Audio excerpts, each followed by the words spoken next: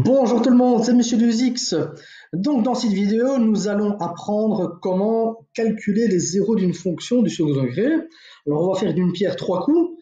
On va non seulement faire ça, mais on va aussi regarder comment résoudre des équations du second degré et comment passer de la forme générale à la forme factorisée. Alors, nous sommes partis, nous allons débuter ce cours avec la figure suivante, avec le graphique suivant. Alors ce schéma-là, on l'a déjà rencontré dans la vidéo concernant les axes de symétrie. Donc, on a une fonction du second degré, donc on observe son sommet, l'axe de symétrie, qui a pour équation x égale alpha. Donc le alpha, on a montré comment le calculer à partir de la forme générale, c'était moins b sur 2a. Et nous, par quoi sommes-nous intéressés maintenant? Nous sommes intéressés par ces deux points-ci. Nous on désirait savoir comment calculer ces points-là, comment calculer les coordonnées de ces points-là, en tout cas ces abscisses, à partir de la forme générale. Eh bien, l'idée va être plus ou moins similaire à celle qu'on a utilisée pour démontrer la formule de l'axe de symétrie. Alors, qu'est-ce qu'on avait fait? Comment avions-nous fait? On avait notre axe de symétrie, donc maintenant on suppose que la alpha, on sait comment le calculer, et on s'était dit que vu que c'était un axe de symétrie orthogonal, que si je prenais un point n'importe où sur ma fonction, n'importe quel point par lequel passe ma courbe, par exemple celui-là, je me trouve à une certaine distance de mon axe de symétrie, et bien vu que c'est un axe de symétrie orthogonal, je sais automatiquement que si je vais de l'autre côté de mon axe de symétrie à la même distance, j'aurai automatiquement un autre point par lequel passe ma fonction du second degré. Eh bien, c'est exactement ce qu'on va faire, mais on va l'appliquer au zéro. Donc, on a notre axe de symétrie avec la valeur du alpha ici. Eh bien, mes zéros, où se situent-ils? Sur l'axe des x. Et donc, si j'ai un 0, en tout cas, je coupe peut-être ici, je passe du coq à l'âne, mais ici, on va supposer qu'elle a deux 0. On verra que lorsque la fonction admet un seul 0, eh bien, il y a juste une petite chose qui va être adaptée. Eh bien, si j'ai un 0 ici, il se trouve à une certaine distance de mon axe de symétrie, que ici, je vais noter par petit r. La valeur du alpha est connue, je sais comment le calculer. Donc, si je connais la valeur du alpha et que je connais l'un des zéros, si elle en admet deux, eh bien, je sais automatiquement, par axe de symétrie orthogonal, que le second zéro se trouvera à la même distance de l'autre côté. Donc, les zéros, si elle en admet deux, que je vais noter x1 et x2, ils sont symétriques eux aussi par rapport à cet axe de symétrie orthogonal. Et donc, ils sont situés de part et d'autre à une distance que je vais noter petit r. Donc, ça veut dire que mes x1 et mes x2, que valent-ils, en tout cas au début? Mais ici, il va valoir alpha moins r. Pourquoi alpha moins r? Par exemple, imaginez que je suis à 5 ici et que là, je suis situé à 2. Ça veut dire que l'écart entre les deux, c'est combien? C'est 3.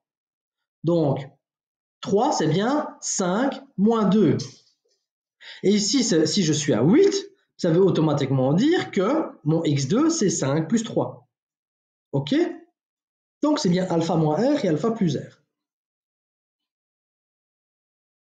Alors, on sait aussi que ce sont les zéros de la fonction. Donc, x1 et x2 définissent les zéros. Donc, qu'est-ce que ça veut dire en termes de fonction? Ça veut donc dire que si je calcule l'image de x1 et l'image de x2, eh bien, on sait qu'on tombe sur 0. Alors, étant donné qu'on sait comment calculer alpha, comment vais-je faire dans ma démonstration pour calculer x1, x2? Que suffit-il de calculer?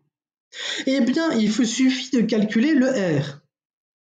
Vu que je sais comment calculer alpha, si je trouve comment calculer mon R, eh bien, je pourrais calculer x1 et x2. Eh bien, c'est exactement ça qu'on va utiliser. Ce sont ces informations-là que nous allons utiliser. Alors, on va énoncer la propriété. Alors, cette propriété, c'est ce qu'on appelle plutôt la méthode du discriminant. Alors, pourquoi méthode de discriminant? Eh bien, c'est une méthode. Alors, dans cette méthode, on va calculer un indice. Et cet indice, en fait, on le connaît déjà. C'est le delta. Le delta qui, rappelez-vous, se calcule par b, en faisant b carré moins 4ac. On l'avait rencontré lorsqu'on a étudié les axes de symétrie et les coordonnées du sommet. En fait, ce delta va nous aider, va nous diriger vers le nombre de zéros que la fonction va avoir. Suivant le signe de ce delta, eh bien, on saura si elle admet 2, 1, ou voire pas du tout de 0. Alors, on va le démontrer. On va le démontrer et on fera quelques exemples après. On fera 2 exemples. Alors, qu'allons-nous utiliser pour démontrer notre propriété? Alors, on va utiliser le fait que f de x1, c'est 0, ou f de x2, et x2, rappelez-vous de le slide précédent, c'était alpha plus r, et on va utiliser le fait que alpha se calcule en faisant moins b sur 2a. Allons-y. On va débuter notre démonstration par ça. Alors, f de x, on a la forme générale. Donc c'est ax carré plus bx plus c. On veut f de alpha plus r. Alors maintenant, on commence à avoir l'habitude. Comment je fais pour calculer f de alpha plus r? Je remplace x par alpha plus r. C'est pour ça que vous avez cette expression ici qui est écrite. On développe ici notre produit remarquable et on va distribuer. On multiplie le coefficient a sur notre parenthèse. Et maintenant, qu'est-ce qu'on sait sur f de alpha plus r? On sait que ça vaut 0. L'image d'un 0 est nulle, par définition de 0. Alors, on sait que tout ça vaut 0. Et bien maintenant, ce qu'on va faire, c'est qu'on va remplacer le alpha par sa valeur. Dans la vidéo consacrée à l'axe de symétrie, on avait montré que alpha valait moins b sur 2a. Donc ce qu'on va faire, c'est qu'on va remplacer tous les alphas qu'on rencontre ici par moins b sur 2a. Allons-y. Alors, remplaçons alpha par moins b sur 2a. Ce qui nous donne ceci. Donc remarquez qu'on a du alpha là, c'est pour ça qu'on a un carré, on a alpha ici, et on a du alpha ici. C'est pour ça qu'on a cette expression. On va calculer ça, on va calculer ça, et on va calculer ça. Alors calculons ça. Donc le carré s'applique sur tout. Donc le signe moins va disparaître, on aura b carré, on aura 4a carré. Ici, qu'est-ce qui va se passer? Alors le a va disparaître, le 2 va disparaître. Donc, il va me rester quoi? Moins BR. Ici, qu'est-ce qui va rester? Alors malheureusement, on ne saura rien simplifier. Et donc, on aura moins B carré sur 2A. Analysons un petit peu maintenant cette expression. Remarquons qu'ici, qu'on a moins BR et plus BR. Donc ça veut dire quoi? Ça veut dire qu'on peut les simplifier, on peut les baquer. Ici, qu'est-ce qu'on peut simplifier? On a A ici au numérateur et on a a carré au dénominateur. Donc on va pouvoir simplifier. Le a ici disparaît et l'expression ici passe à 1. Ce qui nous donne cette expression-ci. Alors maintenant, rappelons ce qu'on veut calculer. On veut calculer le R. Où se situe cette variable? Elle se trouve ici. Donc ce qu'on va faire, c'est qu'on va isoler ce morceau et on va faire passer le reste dans l'autre membre. C'est pour cette raison qu'on a cette expression, cette égalité. Alors on va, ici, tout mettre sous le même dénominateur avant de continuer. Donc le dénominateur commun, il vaut combien? Il vaut 4a. Donc par combien dois-je multiplier ici? On doit multiplier par 2. Donc ici, on aura 2b carré sur 4a. Et ici, par combien doit-on multiplier? Eh bien, par 4a. Ce qui nous donnera moins 4ac sur 4a. Parfait. Nous pouvons mettre tout sous la même barre de fraction. Et regardons maintenant ce qu'on peut simplifier. Remarquez qu'ici, on peut combiner ça et ceci. Ce qui nous donne quoi? AR carré qui vaut B carré moins 4AC sur 4A. Ah! B carré moins 4AC. C'était quoi ça encore? C'était notre delta. Et donc, AR carré, c'est delta sur 4A. Donc, ça veut dire que si je fais ici le A, me gêne et multiplie, si je le passe dans l'autre membre, il va passer en division. C'est pour ça que R carré va valoir delta sur 4A carré. Mais moi, je ne suis pas intéressé par R carré. Moi, je suis intéressé par R. Et rappelez-vous ce que représente R. R représente l'écart entre les zéros et l'axe de symétrie. Et donc, c'est une quantité positive. Donc, lorsque je vais passer à la racine carrée pour faire disparaître mon carré là, eh bien, la seule quantité que je vais considérer, c'est la racine carrée. Ok? D'habitude, lorsqu'on a une équation du deuxième degré x carré égale par exemple 1, on a deux solutions qui sont 1 et moins 1. Ok? Mais ici, moi, vu que la solution, le R, est une quantité qui est strictement positive, je n'ai pas besoin de me tracasser de la solution négative. Très bien. Passons à la racine carrée. Si je passe à la racine carrée, ça me donne ceci. Mais la racine carrée d'une fraction, c'est la fraction des racines carrées. Et vu que la réponse doit être positive, comme je l'ai dit à l'instant, eh bien, R vaut ceci. Alors, remarquez que j'ai racine carrée de delta ici. Eh bien, malheureusement, suivant la valeur, ou plutôt le signe du delta, eh bien, la valeur ou l'existence du R va changer. En effet, c'est pour cela qu'on appelle la méthode du discriminant. C'est pour cette raison-là que c'est le delta qui va nous permettre de dire combien de solutions ou combien de zéros admet une fonction du deuxième degré. Alors on l'appelle le discriminant ou le réalisant. Je pense que dans certains bouquins français, on parle de réalisant. Alors, rappelons maintenant comment on calcule les zéros. C'est x1 et x2. Ça se trouvait de part et d'autre de mon axe de symétrie, et ici on l'avait écrit comme alpha moins r et alpha plus r. Et bien maintenant on va comparer, on va analyser suivant la valeur ou le signe du delta, ça, et on va regarder ce que ça a comme implication au niveau des zéros. Alors, voilà ce qu'on observe. Imaginez que vous avez un delta qui vaut négatif. Est-ce que c'est possible de calculer la racine carrée d'un nombre négatif? Ah non, c'est pas possible. Et donc, si ce n'est pas possible de calculer la racine carrée d'un nombre négatif ici, ben ça veut dire que mon R n'est pas calculable. Et donc, si mon R n'est pas calculable, ça veut dire que mes x1 et mes x2 n'existent pas, ils ne sont pas calculables non plus.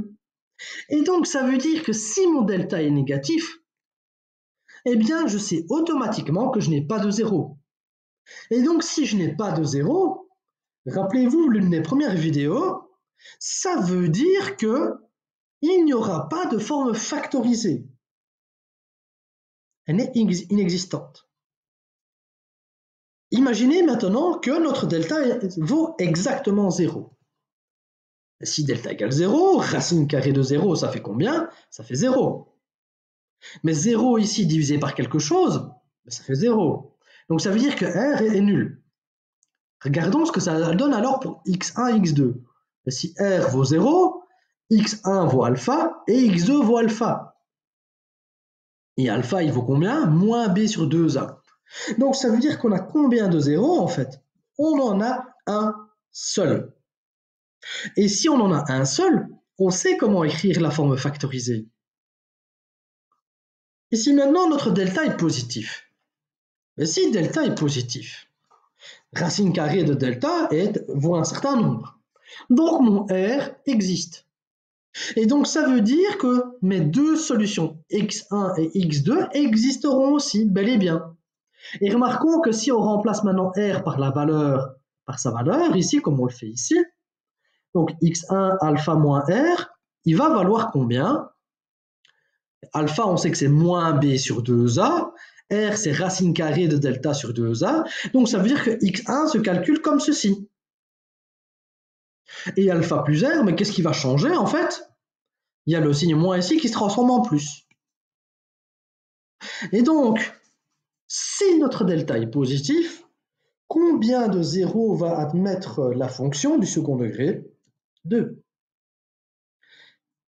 Voilà, on a terminé la démonstration. On a bien montré ce qu'on voulait démontrer. Alors, nous allons appliquer cette méthode à quelques exemples. Mais comme on l'a dit à l'instant, tout à l'heure, rechercher les zéros de fonctions de second degré ou calculer les racines d'équations du second degré, c'est identique, c'est la même chose. Et ça, c'est vraiment par définition de zéro. OK? Donc, la méthode du discriminant, elle est aussi applicable dans le cas d'équations du second degré. Si vous désirez trouver les solutions d'une équation du deuxième degré, eh bien, il suffit d'appliquer la méthode du discriminant pour trouver les solutions. On va regarder un peu ce que ça donne. Voilà par exemple cet exemple. On prend la fonction moins 2x carré plus x plus 1. Première étape, toujours important, c'est de savoir énoncer les valeurs de a, b et c. Alors ça, je ne m'en occupe plus, c'est affiché à l'écran. Je pense que vous devez prendre l'habitude maintenant. Donc, les zéros de la fonction sont les racines de l'équation, mais par définition de zéro, ce sont les racines de l'équation. On prend l'expression analytique et on fait égale 0. Calculons le discriminant delta. C'est b carré moins 4ac. Donc b carré moins 4ac. Donc ici, ça fait 1 au carré moins 4 fois moins 2 fois 1. Donc moins 4 fois moins 2, ça fait plus 8. Plus 8 fois 1, ça fait 1. Donc on doit faire 1 plus 8, ça fait 9. C'est positif. Et donc combien de solutions admettent cette fonction, cette équation, ou bien combien de zéros admet cette fonction? 2. Donc, on va calculer ces deux zéros ou ces deux racines. Donc, comment calcule-t-on x1? Eh bien, c'est moins b moins racine carrée de delta sur 2a. Donc, rappelez-vous, ces formules-là, elles sont à connaître.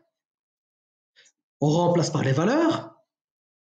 Racine carrée de 9, c'est 3. Donc, moins 1 moins 3, ça fait moins 4. Donc, on doit faire moins 4 divisé par moins 4. Et ça me donne 1. Remarquez que si vous remplacez x par 1 maintenant dans l'expression, eh bien, vous tombez bien sur 1. Je vous laisse ça en petit exercice. Calculons la deuxième solution, le deuxième zéro. Rappelez-vous, il suffit de remplacer le signe moins ici par un plus. Donc ça fait moins 1 plus racine carrée de 9. De nouveau, racine carrée de 9, c'est 3. On combine ce qu'on peut combiner, on simplifie et on tombe sur moins 1 demi. De nouveau, petit exercice que je vous laisse faire. Si vous remplacez x par moins 1 demi, dans l'expression, vous tombez sur 0. Alors, on va faire un exercice supplémentaire. On va écrire la forme factorisée de la fonction. Donc, on a 2 zéros. Donc, on a appris dans l'une des premières vidéos que la forme factorisée s'écrit forcément de cette façon-là. Donc, on va remplacer a par moins 2, x1 par 1 et x2 par moins 1 demi. Il faut tomber sur cette expression. On va faire un deuxième exemple. 4x carré plus 4x plus 1. Voilà, j'évite le blabla. On va calculer de delta pour calculer les zéros de la fonction. B carré moins 4ac. Et ce qui se passe, c'est que dans notre cas, on tombe sur 0. Donc, qu'est-ce que ça veut dire? Ça veut dire que votre fonction n'admet qu'un seul zéro. Comment est-ce qu'on calcule ce zéro? Eh bien, il suffit de faire moins b sur 2a. Moins b sur 2a, remarquez que c'est la même formule que pour l'axe de symétrie. Pour calculer l'équation de l'axe de symétrie, c'est exactement la même valeur. Donc, dans notre cas, on remplace b et a par leurs valeurs respectives, donc ça fait moins 4 sur 8, et donc on tombe sur moins 1,5. Et donc, la forme factorisée, exercice supplémentaire, on sait que lorsqu'il n'y a qu'un seul zéro, eh bien, la forme factorisée s'écrit de cette façon-là. Eh bien, remplaçons a et x1 par leur valeur. Et donc, on tombe là-dessus. Alors, voici les exercices que je vous laisse faire. Donc, pour mes élèves, vous devez les faire. Alors, ce que vous pouvez faire aussi, c'est calculez-moi l'ordonnée à l'origine, calculez-moi l'équation de l'axe de symétrie et calculez-moi les coordonnées du sommet de chacune de ces fonctions. Comme ça fait un exercice très complet.